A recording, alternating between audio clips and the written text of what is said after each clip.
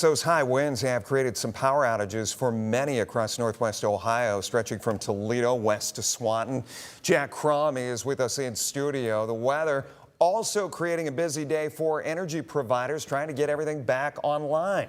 Jeff, you could definitely say that. Now in the Swanton area, several thousand customers were without power earlier today. The village says it happened just before noon when a tree fell on power lines along Waterville-Swanton Road just before noon.